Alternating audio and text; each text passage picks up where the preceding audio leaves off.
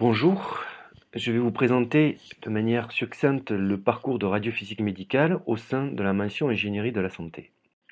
Cette mention a été ouverte en septembre 2022, pour autant les trois parcours qui la constituent, qui sont le génie biomédical, l'imagerie médicale et la radiophysique médicale, existent depuis un grand nombre d'années.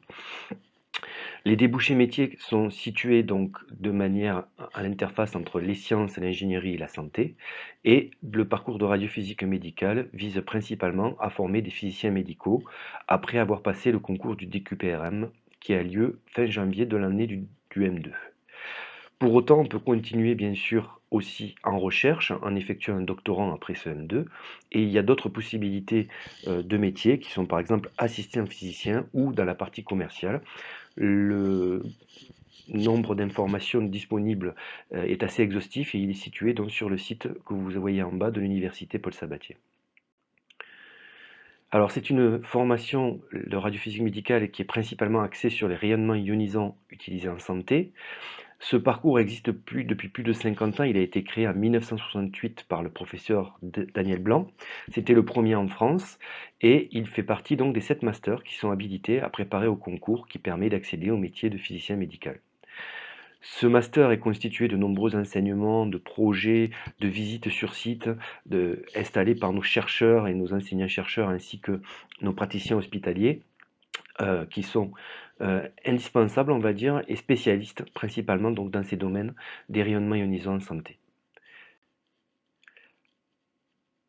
Donc ce master contient de nombreux enseignements, notamment on peut retrouver donc bien sûr une partie, on va retrouver de la métrologie, du traitement des images, mais on a aussi de la physique quantique, des imageries médicales, et bien sûr de l'initiation à la recherche, bien sûr, et derrière vous avez des stages en laboratoire qui sont faits dès le M1, et des projets tutorés, etc., avec une langue vivante qui est principalement l'anglais. Le recrutement se fait principalement par la licence de mention de ZOA d'ingénierie pour le soin et pour la santé, mais c'est possible aussi d'y accéder par d'autres licences, par exemple la physique ou la physique-chimie. Il est possible aussi d'y accéder pour des manipulateurs en électroradiologie sur des bons dossiers et en expliquant son parcours. Il permet aussi donc d'ouvrir à d'autres licences en fonction de la qualité des dossiers. Il est possible aussi de faire une VA85 ou une validation d'acquis d'expérience en fonction de l'expérience que certains pourraient avoir dans ces différents domaines des rayonnements ionisants en santé. Et vous avez à l'intérieur du master donc une unité d'enseignement qui permet de certifier une personne, un étudiant en personne compétente en radioprotection de niveau 2 en santé pour source scellée, et aussi d'obtenir donc la certification nationale de niveau 2 Forcom. Vous trouverez de plus amples informations sur tout ça en allant sur le site du master où vous voyez en bas à droite le lien sur internet. Alors quelques informations clés, la capacité d'accueil est assez réduite à 18 étudiants en gros, et nous avons de nombreuses candidatures, donc il est important de bien faire ces dossiers. Les taux de réussite sont plutôt bons puisque nous avons des étudiants de bon niveau et qui sont motivés pour ces métiers. Et l'insertion professionnelle, bien sûr, elle est directe s'il y a une réussite au concours, et elle est très très correcte, on va dire, à partir du moment où les étudiants réussissent le master, puisqu'ils ont un très bon niveau à la sortie, ce qui leur permet sans problème de trouver un métier dans les 3 à 6 mois qui suivent.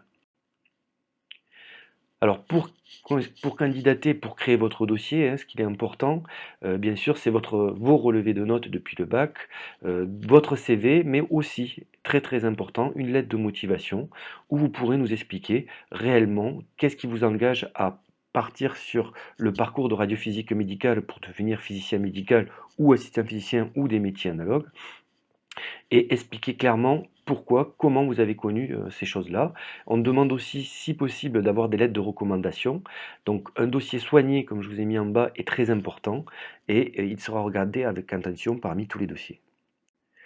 Alors, bien sûr, ce master est en collaboration avec de nombreux laboratoires. Vous voyez le CRCT, Tonic, le CERCO, le LAS, le Laplace, et pour la partie recherche, donc l'école doctorale JETS. Tout ça se fait en association, en lien avec la Société française de physique médicale ou les laboratoires associés de radiophysique et de dosimétrie qui permettent donc de poursuivre beaucoup dans la partie recherche. Et enfin, bien sûr, nos principaux établissements partenaires qui sont le CHU de Toulouse et l'Oncopole.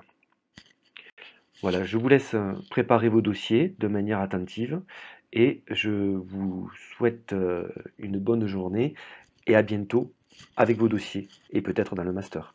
Au revoir.